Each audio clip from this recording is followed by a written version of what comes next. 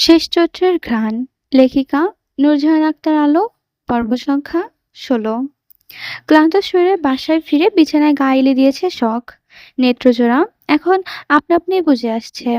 কয়েকদিন ধরে হালকা হালকা জ্বর শরীরে থাকলেও আজ ক্লাসে চলাকালীন জ্বরটি বেড়ে ১০২ ডিগ্রিতে উপস্থিত হয়েছে। মাথা ঘুরছে তার, পুরো ক্লাসটাই টলেছে। জ্বর এলে খুবই বমি হয় তার। এমনিতেই অসুখ-বিসুখ কম হয়, তবে যখন হয় তখন একেবারেই কাহিল করে ছাড়ে। খুব ক্লান্ত তার শরীর। ক্লাস মিস দেয়নি, অনেক কষ্টে সে বসেছিল। কারণ ক্লাস মিস দিলেই পড়ার চাপ দ্বিগুণ বেড়ে যায়। যেসব সারতে না সারতেই নতুন পড়া এসে জমা হয়। সঙ্গে রোজকার এক্সামের প্যারা তো আছেই। সব মিলিয়ে নাভিশ্বাস অবস্থা। এ মুহূর্তে ফ্ল্যাটে কেউ নেই, থাকার কথাও না যদিও। কারণ এ বাসায় সে আর আরেকজন মানুষের বসবাস। উনি অবশ্য মহাব্যস্ত মানুষ। ওনাকে ফ্রি পাওয়া মুশকিল, তবে তার কোনো সমস্যা যাতে না হয় তাই বাসার কাজ গুছিয়ে দিয়ে যায়। বলা বাহুল্য, সব গোছানো একটা মানুষ পেয়েছে সে। সব দিক থেকে তার খুব খেয়াল রাখে। কোনো কিছু লাগলে বলতে না পারলেও কিভাবে যেন সবটা বুঝে নেয় সে। আর এ ব্যাপারটা তাকে খুবই অবাক করে। তারা দেশ ছেড়েছে প্রায় ৬.৫ মাস হতে চলল। একেবারে শুরুর দিকে এখানে এসে কোনো কিছুই ভালো লাগতো না, খুব কাঁদতো। ভাগ্যিস মানুষটা শক্ত হাতে সামলাতে পেরেছে, নতবা কি যে হতো কে জানে। এসব ভাবতে ভাবতে শখের চোখে ভেসে উঠল তার বিয়ের আগ মুহূর্তের কথা। গায়ে হলুদের দিন ৩ ভাই এসে দাঁড়ালো তার সামনে। সবে গায়ে হলুদের সাজ শেষ হয়েছিল তার। হঠাৎ ৩ ভাইকে একসঙ্গে দেখে মিষ্টি করে হাসতেই সায়ন তার মাথায় হাত রাখলো। তারপর বলল, তুই আমাদের বোন, আমাদের মুখের হাসি। তোর জন্য যেটা ভালো আমরা সর্বদা সেটাই করব। ভাইরা তোর ভালো চায়, এটুকু ভরসা আছে না ভাইদের প্রতি? হুম। তাহলে এই মুহূর্তে যাকে কবুল করতে বলবো করবি? হুম। ঠিক আছে, তাহলে আমাদের আদেশ, অর্ককে কবুল কর। সঙ্গী হিসেবে তাকে সারা জীবনের জন্য গ্রহণ কর। ভাইদের কথা শুনে অবাক হওয়ার কথা থাকলেও অবাক হয় না। কারণ শুধু তাকে জানিয়েছিল আহনাবের প্ল্যানের কথা। আহনাব পূর্বের রাগ মেটাতে চৌধুরী বাড়িতে ঢুকে এসেছিল। বোনের বিয়ের কার্ড দেওয়ায় বাহানায় এসে শীতলকে নজরে পড়ে। আবার শখে টার্গেট করে যাতে জামাই হিসেবে বাড়িতে ঢুকে এইবারের ছোট কন্যাকেও টপে ফেলতে পারে। এসব জানার পর থেকে শখ আহনাবকে ব্যস্ততা দেখিয়ে এড়িয়ে চলতো। তাছাড়া শুরু থেকেই কেন জানি শখের তাকে পছন্দ ছিল না। সে দেখতে সুন্দর হলেও মনটা টানছিল না সম্পর্কে জড়াতে। তাছাড়া তাদের যখন টুকটাক কথা হতো আহনাবের কথা লাগাম ছাড়া হতো। নোংরামি কথাবার্তা বলতে আসতো। তবে সর্বদা সেসব এড়িয়ে চলতো, নতুবা ফোনে চার্জ নেই বলে ফোন অফ করে দিত। শুধু যখন আহনাবের ব্যাপারে জানালো তখন শখকে আদেশ করেছিল আহনাবকে প্রশ্রয় না দিতে। সে যত পারে আহনাবকে যেন ইগনোর করে। ভাইয়ের কথা শুনে সে তাই করত। আহনাফের আচরণ আর প্ল্যানের ব্যাপারে জেনে তাকে মন থেকে মুছতে দেরি হয়নি। তাছাড়া ভাইদের প্রতি ভরসা করে জিজ্ঞাসাও করেনি সে খারাপ হলে বিয়েটা ভেঙে দিচ্ছে না কেন। সে জানতো তার ভাইরা ঠিক সময় মিরাকেল কিছু ঘটাবে। আর হয়েছেও তাই। সেই দিন, যেদিন ভাইদের মুখের ওপর কথা বলেনি সে, জানতে চায়নি হলুদের সন্ধ্যায় বিয়ে হলো না কেন। ভাইয়ের কথা আর আল্লাহর উপর ভরসা রেখে সে শুদ্ধের ফ্রেন্ড অর্কের সাথে কবুল করে নিয়েছিল। অথচ মানুষটাকে দু একবার দেখা ছাড়া কথা হয়নি কখনো।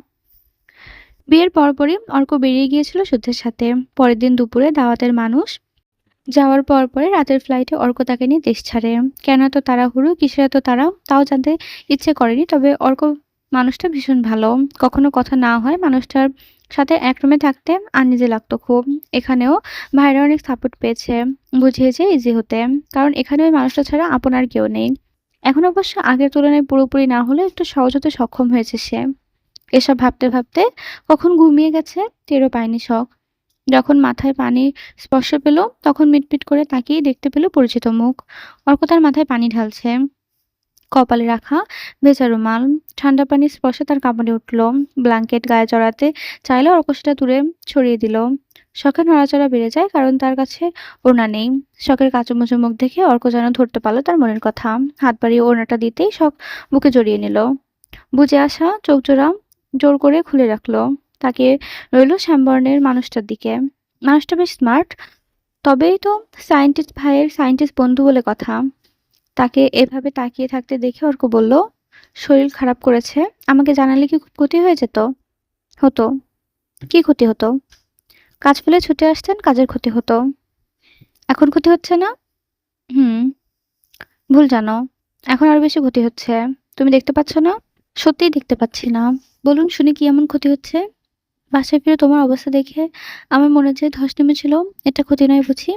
তাহলে বলব তুমি ভবের কানা। দেখেও দেখো না। তুমি আমার বন্ধুর দেওয়া বেস্ট উপহার। তুমি সামান্য কষ্ট পাওয়ায় মানে আমার বন্ধুর কষ্ট পাওয়া। আর আমি ভাবতেও পারি না আমার কারণে আমার বন্ধু শুধু কষ্ট পাবে। তুমি ভাবতেও পারবে না ওকে আমরা সবাই ঠিক কতটা ভালোবাসি। এমন বোকামি আর কোনোদিন করবে না। তাছাড়া তুমি যেমন শুদ্ধের খুব শখের ছোট বোন, তেমনি আমারও খুব শখের বউ। আমার সিঙ্গেল লাইফের অভিশাপ মুছেছো তুমি। শুধু তোমাকে পেয়ে সেটা ঘোচাতে পেরেছি। তাহলে ভাবো তুমি আমার জন্য কতটা স্পেশাল। একথা শুনে শখের গাল দুটো লাল হয়ে গেল। চোখে লাজুকতার সাজ। তাকে লজ্জা পেতে দেখে অর্ক ঠোঁট টিপে হাসলো কেবল। তারপর মাথায় পানি দিয়ে চুল মুছিয়ে গেল খাবার আনতে। এক প্লেটে খাবার এনে সে শখকে উঠিয়ে বসিল।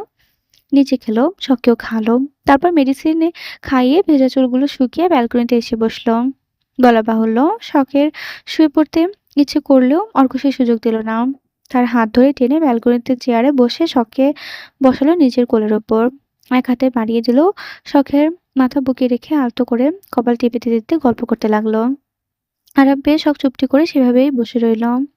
আর মনে মনে ভাইদের হাজারবার ধন্যবাদ জানালো এমন একটা মানুষকে তার জীবনে এনে দেওয়ার জন্য। হঠাৎ অর্ক নীরবতা ভেঙে বলল, "এই অধমের কি মন ঠাঁই দেওয়া যায় না ম্যাডাম? এ অধম কি আপনার ভালোবাসা পেতে বড্ড অধৈর্য হয়ে পড়েছে?" একথা শুনে সব হুড়মুড় করে উঠে গেল। অর্ক নিজের বুকের সাথে চেপে ধরে পুনরায় বসিয়ে দিল। দুই হাতে কোমর জড়িয়ে ধরে শখের নারীর গায়ে থুতনি দিল। তারপর বলল, "আমার বিবাহিত ব্যাচেলর তকমা মোছার সময় কি হবে না? হুম? হয় পরিপূর্ণভাবে স্বামী হওয়ার অনুমতি দেন, নতুবা বাবা ডাক শোনার সুযোগ করে দেন। ঘুম পাচ্ছে।" ঘুমিয়ে ঘুমিয়ে তো ৬ মাস কেটে গেল। এ অধমের উপর কি একটু মায়া করা যায় না?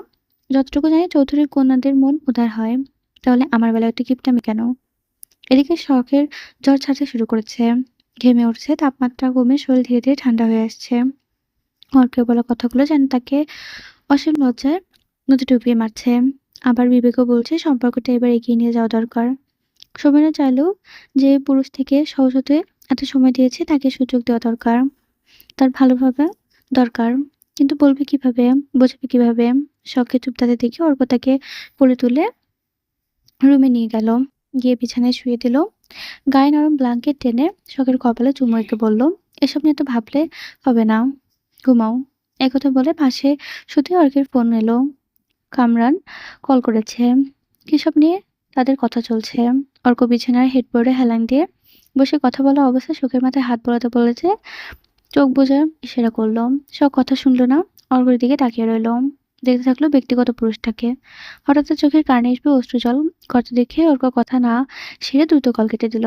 উজ্জ্বল হয়ে জানতে চাইলো, "এই কি হয়েছে? শরীর কি বেশি খারাপ লাগছে? বমি করবা?"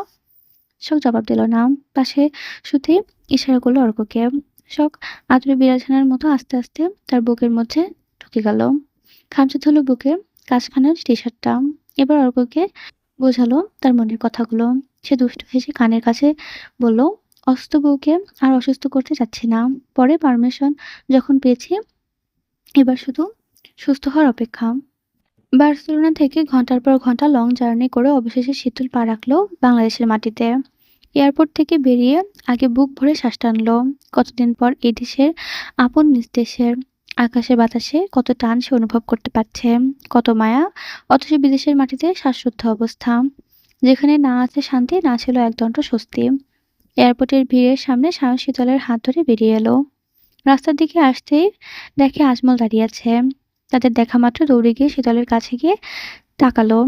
কথা হারিয়ে ফেললো বেচারা। তখন শীতল বলল, "কেমন আছে আজমল ভাই? আবার ফিরে এসেছি জানাতে। এ কি হাল আপা?" "এই তো বেঁচে আছি আর কি। দেখবেন এবার সব ঠিক হয়ে যাবে।"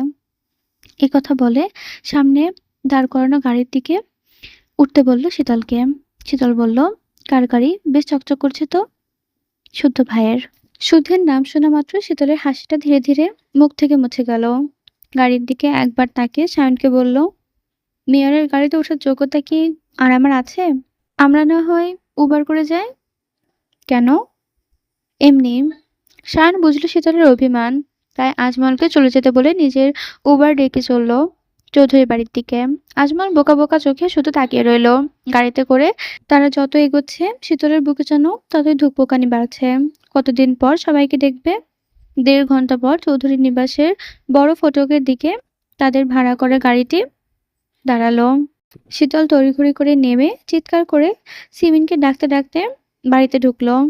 ওর কণ্ঠ শুনে প্রাণ হাতে নিয়ে যেন উপস্থিত হলো সকলে। শীতল হাসছে অথচ তার চোখে অঝরে অশ্রু জড়াচ্ছে। সিমিন মেয়ের ডাক শুনে দৌড়ে আসতে গিয়ে দরজায় বাড়ি খেয়েও থামেনি। দৌড়ে এসে আগে বুকে জাপটে ধরেছে কলিজা টুকরোকে।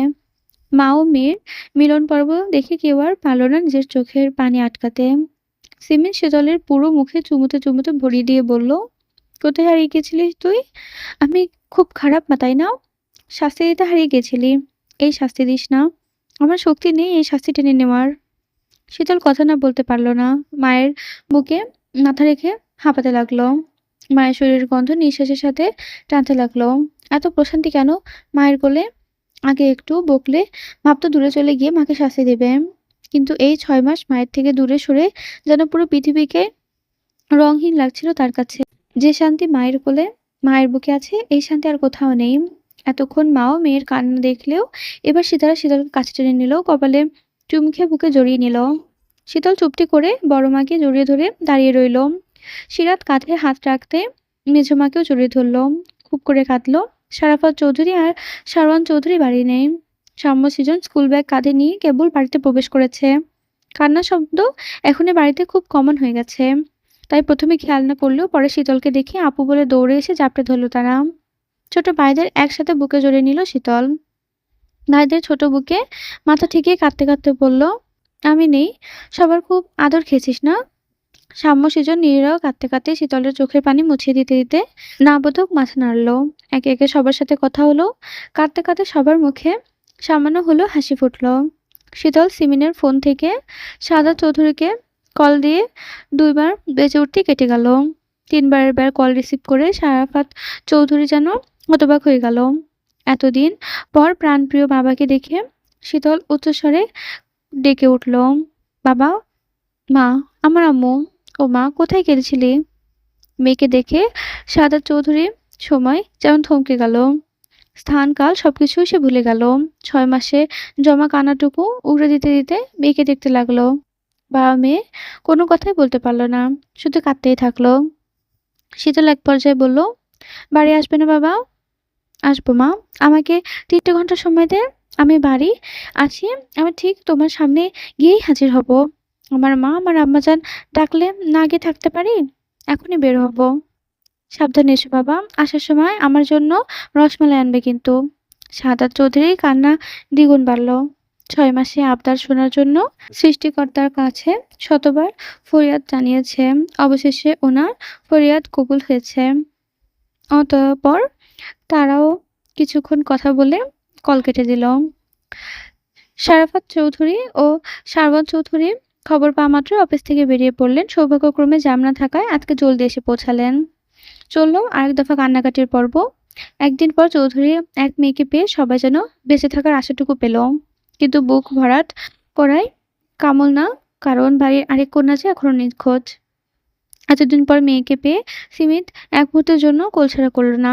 শীতল ফ্রেশ হয়ে নিলেই নিজেকে পরিপাটি করে নিল। খাই তুলে সিমিত নিজ হাতে। বহুদিন পর আগের মতো শোনা গেল সাম্য সৃজন আর শীতলের কিচিরমিচির শব্দ। এদিকে শীতলকে বাড়িতে রেখে সায়নকে কোথাও যেন গেল। সে বাড়িতে থাকে না। বাড়িতে এলে নাকি তার দম বন্ধ হয়ে আসে।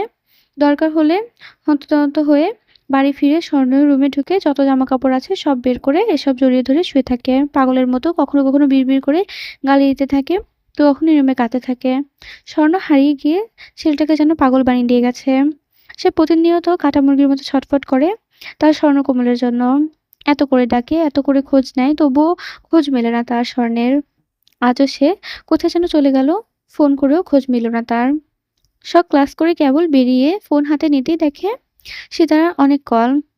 অর্ক মেসেজ করেছে বাড়িতে কথা বলার জন্য। কারো কিছু হয়নি তো? সে ভয় বুকে নিয়ে কল ব্যাক করে বোনকে ভিডিও কলে দেখলো, কাঁদলো, কত কথা হলো। লং জার্নির পর এত কান্নাকাটি করে শীতলের মায়ের কোলে মাথা রেখে ঘুমিয়ে গেছে। সিমিন খুব আদর করে মেয়ের মাথায় হাত বুলোচ্ছে। একটু পরপর হাত আঁকড়ে ধরে যেন স্বপ্ন হারিয়ে যাচ্ছে। দেখছে স্বপ্ন নাকি সত্যি। ৩ ঘন্টা পেরোনোর আগে শাহাদাত চৌধুরী বাড়িতে এসেছেন। ঘুমন্ত মেয়েকে দেখে নিঃশব্দে কেঁদে কেঁদে কপালে আদর করে চলে গেলেন। মাথায় মমতার স্পর্শ দিতে ভুললেন না। বেশ কয়েক ঘন্টা ঘুমিয়ে ঘুম ভাঙল শীতলের। পাশ ফিরে বাবাকে তার শিয়রে বসে থাকতে দেখে খুশিতে লাফিয়ে উঠল। মুখ ভরে বাবাকে ডেকে প্রাণ জুড়ালো। তারপর বিকেলে মায়ের রুম থেকে বের হতেই সাম্যর সৃজন তাকে জালপুটে ধরল। ২ ভাই হাত ধরে টানাটানি করতে লাগলো, বাগানে নিয়ে গেল। ৩ ভাই বোন বসলো সবুজ ঘাসের ওপর। তারপর এই ৬ মাসে বাড়িতে কি কি হয়েছে না হয়েছে একে একে সব বলল বোনকে। বাড়ির সবার কথা বলতে বলতে শুদ্ধর কথা উঠল। শীতল চুপ করে শুনে গেল নিষ্ঠুর মানুষটার কথা। আজ ফিরবে জানতো বিধায় এয়ারপোর্টে গাড়ি পাঠিয়েছিল, অথচ সে নিজে যাওয়ার প্রয়োজন বোধ করেনি। কার কাছে কার গুরুত্ব কতটুকু সেটা বোঝানোর জন্য কোনো শব্দের প্রয়োজন হয় না, অবহেলা যথেষ্ট। বিকেল পেরিয়ে সন্ধ্যা হলো। সন্ধ্যার সাথে সাথে পৃথিবীর বুকে নামলো ঘন কালো আঁধার। দিনের আলোকে বিদায় জানিয়ে এখন রাতের রাজত্ব। সেই সকালে শীতলকে বাড়ি পৌঁছে দিয়ে সায়ন বেরিয়েছে। এরপর আর কোনো খোঁজ মেলেনি তার। ফোনে কল দিয়ে রিসিভ করছে না, আবার কই গেছে বলেও যায়নি। এভাবে চলল। তবে এভাবে চলে কি আদৌ হবে? কেউ না জানুক, শীতল ভালো করে জানে তার বোনকে ভীষণ ভালোবাসেছে। বোনের অনুপস্থিতি তাকে কতটা পোড়াচ্ছে, কতটা যন্ত্রণা পুড়ে যাচ্ছে তার হৃদয়। কিন্তু বোনকে খুঁজতে হলে তাকে তো সুস্থ থাকতে হবে নাকি? শীতল আর অপেক্ষা করতে পারল না। বড় মায়ের থেকে আজমলের ফোন নাম্বার নিয়ে সে কল করলো আজমলকে। আজমল কল রিসিভ করতেই শীতল বলল, ভাইয়া কোথায়? ফিরছে না কেন এখনো? আজমল হয়েছে শুদ্ধর কথা জিজ্ঞেস করছে, কারণ সে শুদ্ধের সহকারী। তাই কান থেকে ফোন সরিয়ে শুদ্ধকে বলল, ভাই শীতল আপা জানতে চাচ্ছে আপনি কখন ফিরবেন। এ কথা শুনে শুদ্ধর বুড়োজোড়া কুঁচকে তাকালো। পৃথিবী উল্টে গেলেও শীতল তার খোঁজ নেবে না, কারণ সে এতদিন বাড়ির বাইরে রেখেছে তাকে। আর বাড়ি ফিরতেই কিনা ব্যাঙাচ্ছে তার খোঁজ নিচ্ছে। এতটা ভালো সে না। আগে কদিন থাকার কথা, খোঁচা মারবে, রক্তাক্ত করবে, রাগানোর সকল কার্যক্রম করবে। এরপর যদি একটু নরম হয়, তার প্রতিটা স্বভাব সম্পর্কে অবগত কিনা। এ কথা শুনে সে জোরেই বলল, ঘন্টা দুয়েকের মধ্যে কারো কলিজার ভাই বাড়ি ফিরবে। এত উতলা হওয়ার কিছুই নেই।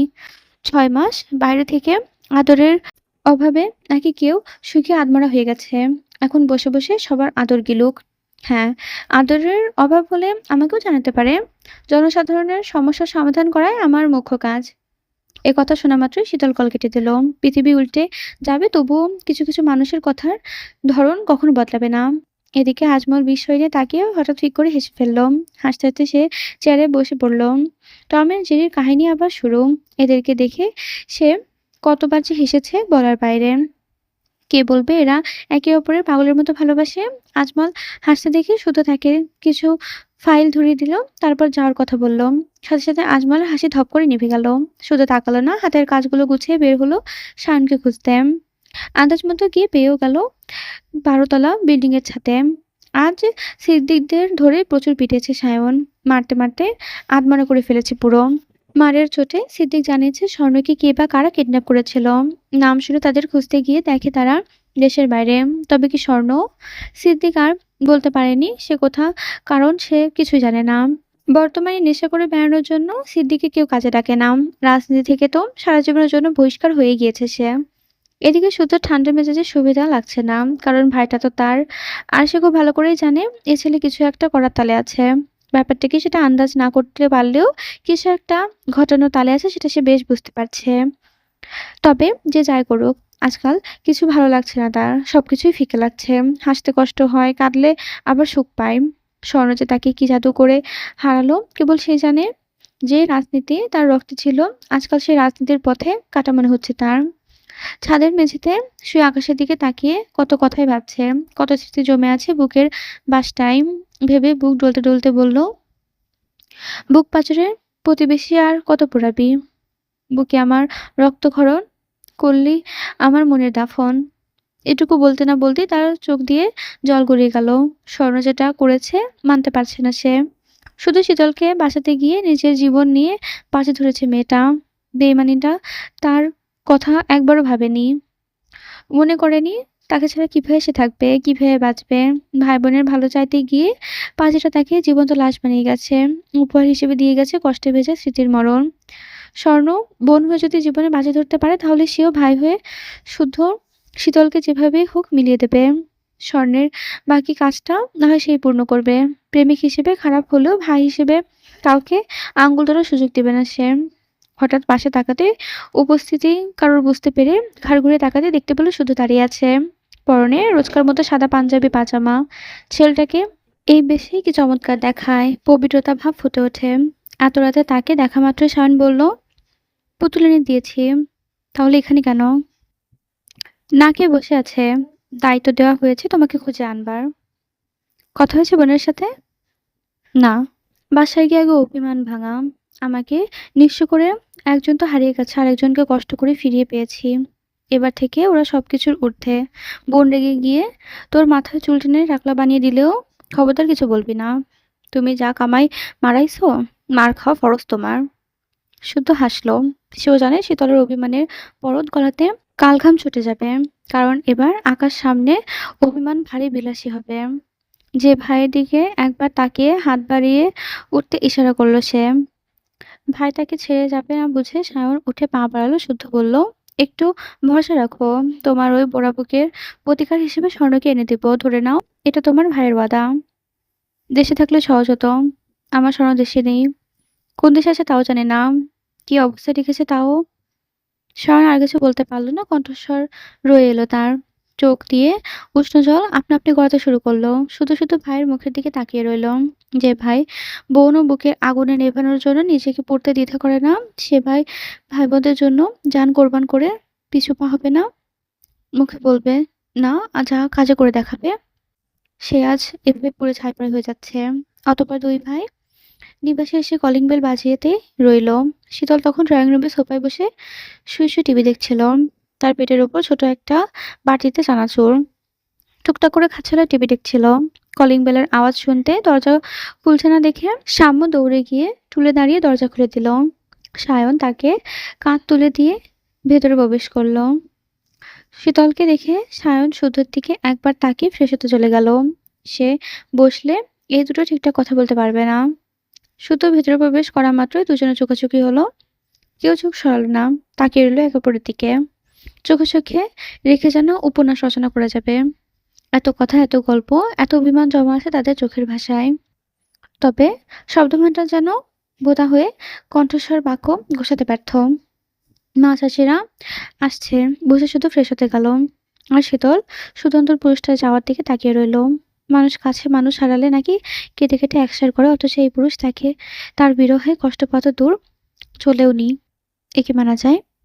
ডিনারের জন্য সবাইকে ডেকে আনার দায়িত্ব পড়ল স্বামীর উপর। সে নাচতে নাচতে নিজের দায়িত্ব পালন করলো। সবাই খেতে বসলে একটা চেয়ার ফাঁকা রয়ে গেল। সেটা যেন সবার বুকে কাটার মতো বিচ্ছে। সায়ন মাথা নিচু করে ভাত নাড়ছে, নাড়ানাড়ি করতে প্লেটের দিকে তাকিয়ে আছে। ভাতের সাথে মিলে যাচ্ছে নীরবে ঝরে থাকা নোনা জল। আচ্ছা, পাশের চেয়ারটা ফাঁকা না হলে কি খুব ক্ষতি হতো? তার জীবনে এমন দিন আসবে স্বপ্নেও কি তা ভেবেছিল? ভাবেনি। তবু তাই ঘটলো। সে মুখে কয়েকদানা ভাত দিয়ে গিলতে পারছে না। অগত্যা ভাত মুখে নিয়ে মনে মনে আওড়াতে লাগলো, কি পরনই না পোড়াইলি রে জান। কয়েকদানা ভাত গিলতেও অযথারায় অশ্রুকণা ঝরে পড়ে। শীতল ছলছল চোখে শায়নের মুখের দিকে তাকিয়ে আছে। এই শায়নকে দেখেনি সে। তার শায়ন ভাই খুব হাসি খুশি থাকা মানুষ। সেই শায়ন ভাই একটা হতেই পারে না সে। এ যেন ভালোবাসার ঝলসানো জীবন্ত লাশ। এদিকে সবার চোখের পানি। কেউ শায়নের চোখের পানি আলাদাভাবে টাইম দিচ্ছে না দেখার। সায়নের বাউন্ডুলেপনা নতুন নয়, তাই কেউ বিশেষভাবে গুরুত্ব দিচ্ছে না। শীতল কিছু একটা ভেবে কান্না গেলে সারফা চৌধুরীকে বলল, বড় আব্বা আমি কিছু চাইতে পারি? বলো মা। সবাই তাকালো শীতলের মুখের দিকে। মেয়েটা আসার পর থেকে কেঁদে কেটে মুখ চোখ ফুলিয়ে রেখেছে, মুখ জুড়ে চাপা কষ্টের ছাপ। সে ঢোক গিলে ছলছল চোখে বলল, বড় আব্বু, আমি বাবার সাথে চট্টগ্রামে চলে যেতে চাই। আমি বাকিটুকু সময় বাবা মাকে নিয়ে একসাথে বাঁচতে চাই। আপুকে ছাড়া আমি এই বাড়িতে দম আটকে মরে যাওয়ার আগে, ধরে নাও আমি পালিয়ে যেতে চাই। আমাকে সাহায্য করো প্লিজ। শীতলের কথা সবাইকে হতবাক করে দিল। সারাফাত চৌধুরী মলিন হাসলেন, কারণ উনি সংসার ভাজার সুর আগে থেকে টের পেয়েছিলেন। বিশেষ করে যখন শুনল শীতলের খোঁজ শুদ্ধ জানা সত্ত্বেও কাউকে জানায়নি। উনি তখনই বুঝে ফেলেছিলেন সংসার ভাঙা এখান থেকেই শুরু হবে। তবে উনি কিছু বলার আগে শুধু মুখ খুলল। বরাবরের মতো তেজি ও ঝাঁঝালো কণ্ঠ তার। আমি তোর জীবন থেকে ৬টা মাস নষ্ট করেছি। তুই আমার নামে কবুল করে আমার সারা জীবন বরবাদ করে দে। শত্রুর সাথে সংসার করে শত্রুকে ঘায়েল করার মতো শাস্তি আর কিছুই হতে পারে না। কিন্তু ভুলেও সংসার ভাঙার কথা মুখে আনবি না। নয়তো এবার ক্রুজে রেখে এসেছিলাম না, এর পরের বার খুন করব। শুদ্ধ ধারালো কথাগুলো ড্রয়িং রুমে বোমা ফাটালো। শুদ্ধের কথা ধরনের স্পষ্ট হলো অন্য কিছু। তবে শুদ্ধের কথাটা সাদা চৌধুরীর পছন্দ হলো না। শুধু সায়নকে কম ভালোবাসে, অথচ এরাই ওনাদের কষ্টের কারণ। এত কিছুর পরেও শুদ্ধের মাঝে সামান্যতম অপরাধবোধের লেশমাত্র দেখা মিলল না। উনি বড় ভাইয়ের দিকে তাকালেন, মেয়ের কথাতে গুরুত্ব দিয়ে থমথমে সুরে বললেন, অনুমতি দাও ভাই। শারাফত চৌধুরী কিছু বলতে গেলে শারাফত চৌধুরী হাত উঠিয়ে থামিয়ে দিলেন। এরপর একে একে শাহাদাত, শীতল, এরপর শুদ্ধর দিকে তাকিয়ে অকপটে জিজ্ঞেস করলো, তুমি শীতলকে পছন্দ করো? পছন্দের মাত্রা পেরিয়ে গেছে অনেক আগেই। আপাতত বউ বানাতে চাই। শুধু স্পষ্ট কথা শুনে স্তব্ধ সকলে। তাদের আরেক দফা অবাক করে সাগরে ডুব বানলো যেন। শুদ্ধ আবার বলল, শুধু যে আমি পছন্দ করি তা নয়, তোমাদের মেয়েও চাই এ সম্পর্কের পূর্ণতা। সামনে তো আছে, জিজ্ঞেস করো না। সে বুকে হাত দিয়ে বলল, আমি মিথ্যা বলছি কিনা। সকলের সামনে সত্যি প্রকাশিত হয় শীতলের ভয় তো দূর, সে আজ নিজের মাঝে চরম লেভেলের জেদ খুঁজে পেল। সকলকে আরেক দফা অবাক করে দিয়ে শুদ্ধের মতো করে কড়া কণ্ঠে জবাব দিল, মাফ করবেন, এটা পূর্বের সিদ্ধান্ত ছিল। বর্তমানে পাত্র পছন্দ হলেও পাত্রের পেশা আমার পছন্দ নয়। থাপড়ে তোর গাল লাল করে দেবো বেয়াদব। পেশা কি গুলে খাবি? আমি ইনকাম করে আনবো, তুই রেঁধে আমাকে খাওয়াবি। খেতে বসে গরম লাগলে হাত পাখাতে বাতাস করবি, ঘাম মুছে দিবি। আসছে পাত্রের পেশা পছন্দ নয় কেন রে? মেজরের জামাই মেয়র হিসেবে কি খারাপ? দুজনে কাজ করেছি দেশের মানুষের জন্য। তাহলে বাপকে মানলাম, আমাকে মানতে কি সমস্যা? ঢং করো না। আমাকে না মানলে বাপকেও বাতিল করে দেখাও, দেখি কেমন বিবেকে নিজে বাঁচিয়ে রাখো তুমি। একথা বলে সে এবার সরাসরি সাদাত চৌধুরীকে বলল, আমি বেইমান তাই তো? যাও, মেনে নিলাম তোমার অভিযোগ। তোমার মুখেই বলে দিচ্ছি, মেয়েকে সহজে আমার হাতে তুলে দিবে না তো? তবে যত যেটাই করো না কেন, লাভে লাভ কিছুই করতে পারবে না। আমি হতে দেব না। কারণ আমাদের সম্পর্ক শুধু, কিন্তু তোমার মেয়ে নিজ হাতে ধরেছিল। আর আমি বারবার ওয়ার্ন করেছিলাম, আমায় ধরলে তার পালানোর পথ নেই। সে মেনে নিয়েছিল। অর্থাৎ তোমাদের মানা না মানাতে আমি শুদ্ধ পরোয়া করব না। না আমাদের বিয়ে আটকাতে পারবে, না অন্য কিছু। তবুও যদি এ বিয়েতে ভেস্তে দাও তাহলে পায়তারাও হবে, করতে পারো। মোদ্দা কথা, লোক জানিয়ে বিয়ে করার পরিস্থিতি কিংবা সময় কোনোটাই হাতে নেই। আগামীকাল কাজে আসবে, বিয়ে হবে, ব্যাস। এখন বিয়েতে কে উপস্থিত থাকবে না থাকবে যার যার ব্যক্তিগত ব্যাপার। সেটা লাগাম ছাড়া কথাবার্তা শুনে সীতারা শুদ্ধের পাশে দাঁড়ালো। স্বামী দেবরের রাগান্বিত মুখ দেখে আমতা আমতা করে বলল, এবার একটু বেশি বাড়াবাড়ি করে ফেলছো না শুদ্ধ? থামো বলছি। বাড়াবাড়ির কিছু হয়নি, তবে হবে যদি কাল বিয়েটা না হয় তাহলে। এ কথা বলে শীতলকে সবার সামনে হুমকি দিল। শেষ চরিত্রে বউ করার কথা থাকলেও অপেক্ষা করার ধৈর্য আপাতত নেই। কারণ শেষ চরিত্রের কষ্ট ঝরে ফুল না হয়ে চোখের জল হয়ে নামবে। প্রস্তুত থাকিস, আল্লাহ বাঁচিয়ে রাখলে আগামীকালই বিয়ে সম্পূর্ণ হবে। নিজের কথা শেষ করে কাউকে কিছু বলার সুযোগ না দিয়ে হাত মুখ দিয়ে উঠে চলে গেল শুদ্ধ। ভাইয়ের কথা শুনে সায়ন কেবল হাসলো, মনে মনে বাহবা দিল। কারণ তার মতে শুদ্ধ একদম ঠিক কাজ করেছে। সেও যদি স্বর্ণের কথা না শুনে তাদের সম্পর্কের কথা আরো আগে জানিয়ে দিত, তাহলে হয়তো স্বর্ণ এখন তার পাশে থাকতো। পরের দিন সকাল 7টায় কাজে নিয়ে বাড়ি ফিরল সায়ন। বিয়ের পর্ব শেষ করে নাকি কার্যালয়ে যাবে শুদ্ধ। ভাইয়ের কথা শুনে সায়নও ঘুমের দফা রফা করে সকাল 6টায় আজমলকে নিয়ে ছুটলো কাজে ডাকতে। তারপর কাজীকে টেনে টুনে আনতে আনতে 7:30 বেজে গেল। আরো আগেই আসতো, কিন্তু ফ্রেশ হওয়ার নামে কাজী ওয়াশরুমে ঢুকেছে, বের হওয়ার খবর নেই। বেচারা আর কি দোষ, পেট কিল্লায় না হলে আর কি বেরোবে। পরে সময় চলে যাচ্ছে দেখে হুমকি টুমকি দিয়ে হাজির হয়েছে। এদিকে এদের দুই ভাইয়ের কাণ্ড চৌধুরী তিন ভাই স্তব্ধ করে তাকিয়ে দেখছে। এরা দিনের পর দিন এত বেহায়া হয়ে যাচ্ছে, কিছু বলারও অপেক্ষা রাখে না। একজন গত রাতে বিয়ের প্রস্তাব দিল, আর একজন ঘুম থেকে উঠে ব্রাশ না করে কাজে নিয়ে হাজির। এত তারা কিসের? মেয়ে গতকাল বাড়িতে এলো, কদিন যাক, তারপর না হয় বুঝিয়ে সুঝিয়ে বিয়েতে রাজি করানো যাবে, কিন্তু না, আজ নাকি বিয়ে করতে হবে, সবটা সারতে হবে। এটা কি কোনো কথা? ওনাদের জানার মতো চৌধুরী বংশের কেউ ডাকাত ছিল না। তবে এই দুটো ডাকাত স্বভাব পেল কোথা থেকে? যার মেয়েকে বিয়ে করবে তাকেই বলে কিনা মানলে মানো না মানলে নাই, বিয়ে কালই হবে। হবু শ্বশুরের সঙ্গে কেউ এভাবে কথা বলে? বললে কেউ মেয়ে দিবে? ৩ ভাই থমথমে মুখে ড্রয়িং রুমে বসে আছে। সাজ্জাদ চৌধুরী কিছু ভেবে বড় ভাইয়ের উদ্দেশ্যে বলল, আমরা কি করব ভাই? আমাদের কি করা উচিত? তোমার মেয়ে হলে এমন দিপড়া ছেলের হাতে মেয়ে দিতে? না। কি করব তাহলে? শীতলকে নিয়ে পালিয়ে যাও। সারাফাত চৌধুরী একথা বলতে দেরি, কিন্তু সৃজনের চিৎকার করে শুদ্ধকে ডাকতে দেরি করেনি। সে চিৎকার করে দৌড়তে দৌড়তে বলতে লাগলো, শুদ্ধ ভাই তাড়াতাড়ি এসো। বড় আপু ছোট আপুর কান পাড়া দিচ্ছে। বড় আপু বলছে শীতল আপুকে তোমার সাথে বিয়ে না দিতে। ছোট আপু এখন সেটা শীতল আপুকে নিয়ে পালিয়ে যায়। বিষয়টার কথা শুনে ৩ ভাই চক্ষু জড়ো কাজ ওনার কপালে হাত দিয়ে বসে রইলেন। সায়ন সেজনকে কোনো মতে থামিয়ে বলল, থাম ভাই থাম, এসব জানিয়ে পাগল খেপাস না। সেজন থেমে গেল। তখন সারাফাত চৌধুরী উঠে এসে সেজনের কান টেনে ধরে বলল, এই বেদব, আমরা কখন কান পড়া দিচ্ছিলাম? আমার ভাইয়ের বিপদে আমার পাশে দাঁড়াতে হবে তো, তাকে আমি দাঁড়াবো না? দাঁড়াও, আমি কি বারণ করলাম নাকি? তুমি তোমার ভাইয়ের পাশে দাঁড়াও, আমি আমার ভাইকে সবটা জানিয়ে আমার ভাইয়ের পাশে দাঁড়াবো। ছেলের কথা শুনে ৩ চৌধুরী দীর্ঘশ্বাস ফেললেন। কাকে রেখে কাকে কথা বলবেন সে? সব কটা তো হয়েছে হাড়বজ্জাত। ড্রয়িং রুমে সকাল সকাল এত হইচই শুনে সেজন ঘুম ঘুম চোখে সিঁড়ি দিয়ে নেমে এলো। ওকে দেখে অবাক হওয়ার সময়টুকু দিল না সায়ন। কাছে গিয়ে স্ক্রুজে দেওয়া সেই ওয়াদার কথা মনে করে দিল। কাজী চলে আসায় ৩ চৌধুরী আর কথা বাড়ালো না। চৌধুরী কিনরা ছেলেদের কাণ্ডে না হাসতে পারছেন আর না স্বামীদের অবস্থা দেখে রাগের অভিনয় করে থাকতে পারছেন। একটু পরে শুদ্ধ একটা শপিং ব্যাগ নিয়ে নিচে নামলো। সেটা মায়ের হাতে ধরে দিয়ে বলল, নামাজের জন্য যতটুকু পবিত্রতা অর্জন করা আবশ্যক ততটুকু পবিত্রতা নিয়ে যেন বিয়ের বেশ তৈরি হয়। মাথায় ঢুকিয়ে দিও, বিয়েটা লোক দেখানোর জিনিস নয়, মন থেকে যেন আমার নামে কবুল বলে। একথা শুনে দূরে দাঁড়ানো শীতল থমথমে সুরে জবাব দিল, ডাকাতের মতো ব্যবহার করলে মন থেকে কবুল বলা যায় নাকি? তার কথা শুনে শুদ্ধ হাঁক ছেড়ে সাম্যকে ডাকলো, তারপর বলল, বাগানে যা, বড়ই গাছের নিচে চেলাকাঠ পড়ে আছে, নিয়ে আয়। যা যা দৌড়ে নিয়ে আয়, মন থেকে কবুল বলা যাচ্ছে কিনা দেখিয়ে দিচ্ছি। একথা শুনে শীতল শুদ্ধর বাহুতে আস্তে করে একটা থাপ্পড় মেরে শব্দ করে হাসলো। বাকিরাও হাসি আটকাতে বৃথা চেষ্টা করে যাচ্ছে দেখে বোঝা যাচ্ছে। অতঃপর ঘুম থেকে উঠে শীতলের সকাল শুরু হলো শুদ্ধ নামে নিজেকে চিরস্থায়ীভাবে দল্লি করে দেওয়ায়।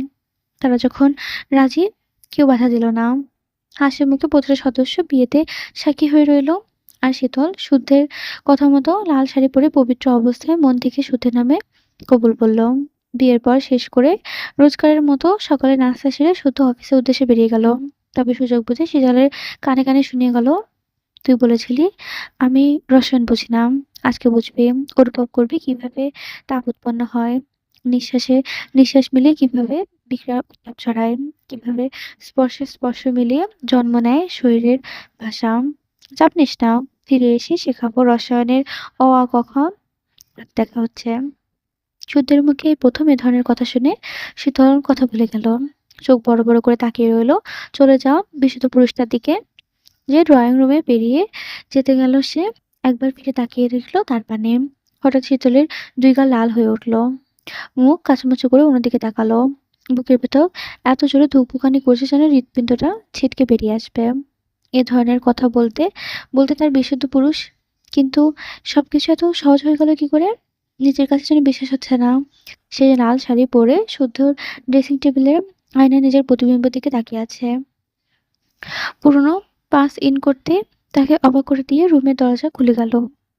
ভেবেছিল নতুন পাস দেওয়া, কিন্তু সে জানে না শুদ্ধ কনফার্ম না করলে কেউই রুমে ঢুকতে পারে না। তবে এতদিন পর ফোনে কনফার্ম রিকোয়েস্ট আসায় শুধু নিচের ঠোঁট কামড়ে ফোনের দিকে তাকিয়ে রইল। বোঝার উপায় নেই, ঠোঁটের কোণে মুচকি হাসি। তবে জানতো কে, সে না থাকলে সুতল রুমে আসবে না। অনেক কাজ থাকায় ফোনের দিকে তাকিয়ে থাকার সুযোগ পেল না, কাজে ব্যস্ত হয়ে পড়ল। আর শীতল শুদ্ধ রুমটা ঘুরে ঘুরে দেখল। আগের মতোই পরিপাটি, তবে সাজানো গোছানো।